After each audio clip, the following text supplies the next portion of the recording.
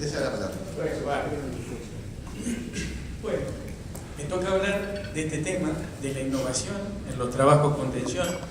Indudablemente, lo primero sería mencionar o comentar la importancia que tiene la innovación para llevar adelante los trabajos con tensión. ¿Cómo se ha logrado? Mencionar también los diferentes actores que intervienen para obtener este logro y fundamentalmente plantear cuál es la importancia de cada uno de ellos. Pero, digamos, para empezar a hablar de innovación, lo primero es saber qué significa innovación. Y básicamente, como decimos en esta transparencia, es la creación o modificación de un producto y su introducción en el mercado. No se trata solamente de llegar a crear o a modificar un producto, se trata también de cómo va a influir esto dentro del mercado. Eso sería dentro de lo que es básicamente la innovación.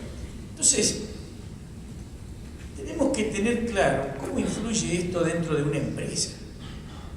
Es decir, no hay una empresa, no hay posibilidades de competir de una empresa si no se innova.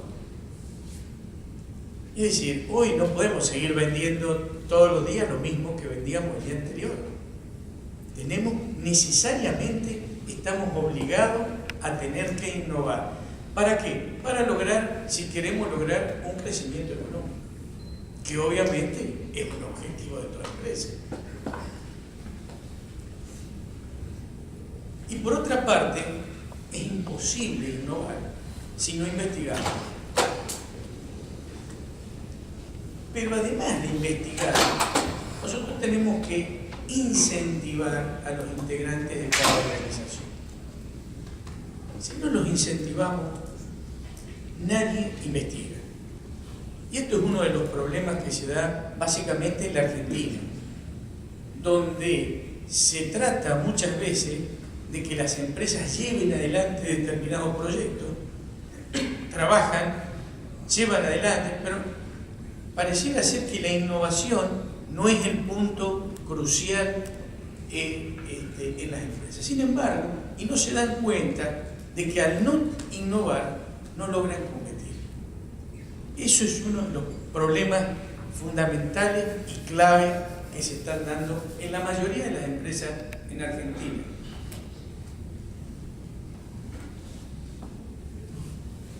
Por otra parte, como decíamos, necesitamos que se produzca esta interacción para poder potenciar a una empresa. De lo contrario, indudablemente, no hay alternativa. ¿Y cómo funciona esto respecto del trabajo con tensión? Indudablemente, cuando se me planteó este tema, dije, bueno, ¿cómo hacemos? ¿Con qué lo vinculamos? Y vinculé básicamente innovación con avances, que si bien es cierto no son sinónimos, tienen una gran vinculación uno con el otro. Entonces, de alguna manera nos planteamos cómo comienza el trabajo con tensión, porque todos pensamos que el trabajo con tensión es una cosita reciente, y no es así. En el año 1910 en Estados Unidos se trabajaba con tensión.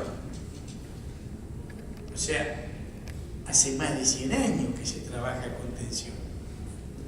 Indudablemente, los avances que se fueron dando estuvieron ligados a los nuevos materiales que se han ido desarrollando y que se han ido logrando descubrir o llevar adelante. Y fundamentalmente la combinación esta entre la fibra de vidrio y la resina epoxi fue lo que revolucionó el trabajo con tensión. ¿Por qué? Porque básicamente al comienzo del desarrollo de los trabajos con tensión, esto se inició en distribución.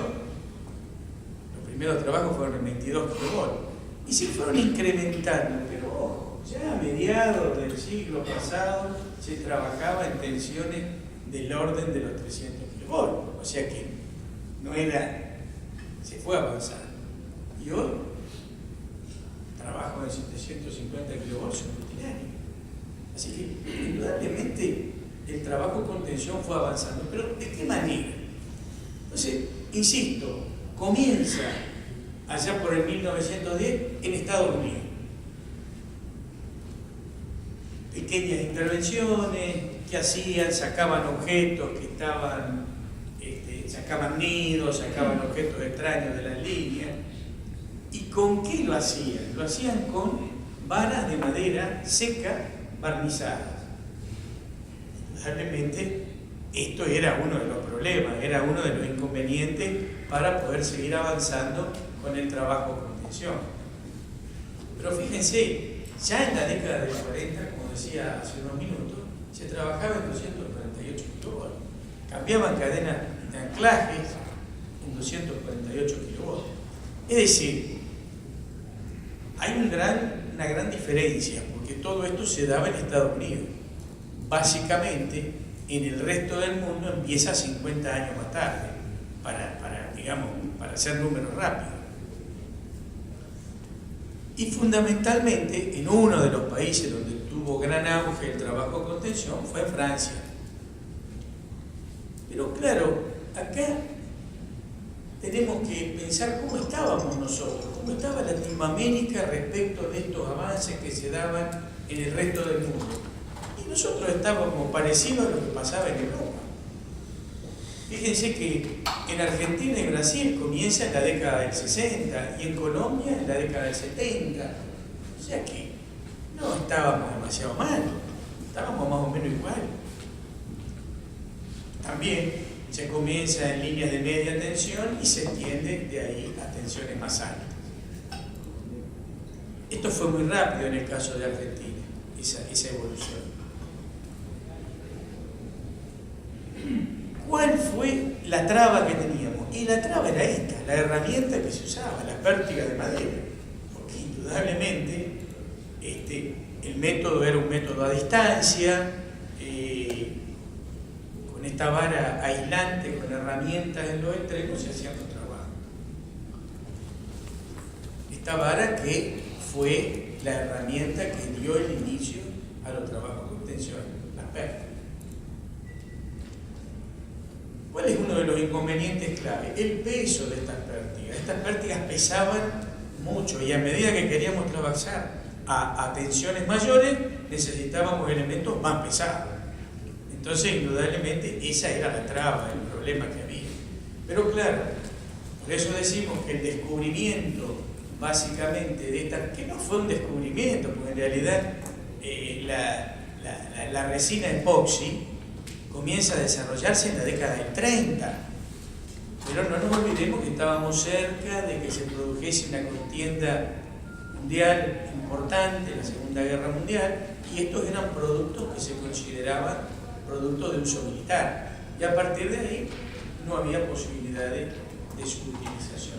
Entonces, básicamente, recién en el año 59, que aparecen las pértigas construidas en fibra de vidrio y resina epoxi, empieza otro desarrollo importante. Esta es una gran innovación que se da en el trabajo con tensión. Entonces, a partir de ahí, con pértigas más livianas y más confiables eléctricamente, la innovación es grande. Entonces, a partir de acá podemos empezar a pensar cómo fue evolucionando el trabajo con tensión y cómo se dieron estas innovaciones. Básicamente, dos líneas de avance. Una línea de avance desde los Estados Unidos, donde se trabajaba mucho en esto, en el desarrollo de herramientas, básicamente. Y otra gran línea de avance en Europa, donde se trabajaba en la normativa operativa. Es decir, dejaron que los americanos desarrollasen muy buenas herramientas y empezaron a trabajar mucho en la parte operativa. Vamos a ver entonces de qué se trataba esto.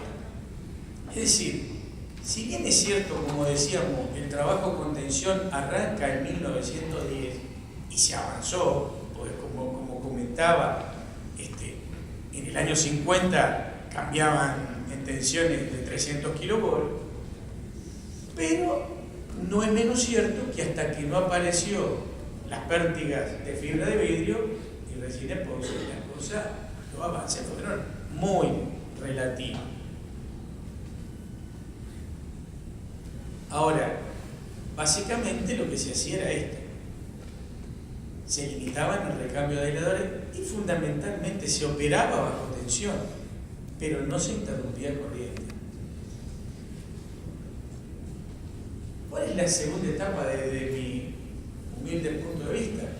Es decir, la segunda etapa yo entiendo que se da a partir del año 60 con las nuevas herramientas. También tener claro esto, que en muchos países de Europa y de América esto empieza a ser el trabajo con tensión, me refiero, empieza a ser una herramienta fundamental. ¿Para qué? Para lograr fundamentalmente lo que se comentaba en la charla anterior, es decir, lograr continuidad de servicio. Fíjense que hoy, por ejemplo, en algunos países, fundamentalmente países latinoamericanos, no se admiten los cortes de energía. Es decir, la gente no admite cortes de energía en la sociedad, no admite cortes de energía de más de una hora, y ya cuando hay un corte de una hora ya se arma un lío bastante grande. Es decir, hoy por hoy la calidad de servicio ha cambiado la calidad de vida, gracias a Dios. Entonces, indudablemente, el trabajo con tensión, el hecho de poder mantener una instalación sin sacarla de servicio, es fundamental. Entonces lo empezamos a utilizar todo como herramienta. Estas técnicas en muchos países de Latinoamérica se entran a estudiar y se entran a tratar de llevar adelante de alguna manera. Y utilizamos, en este caso, en gran parte, herramientas provenientes de Estados Unidos y técnicas operativas, normativas que provenían de Francia.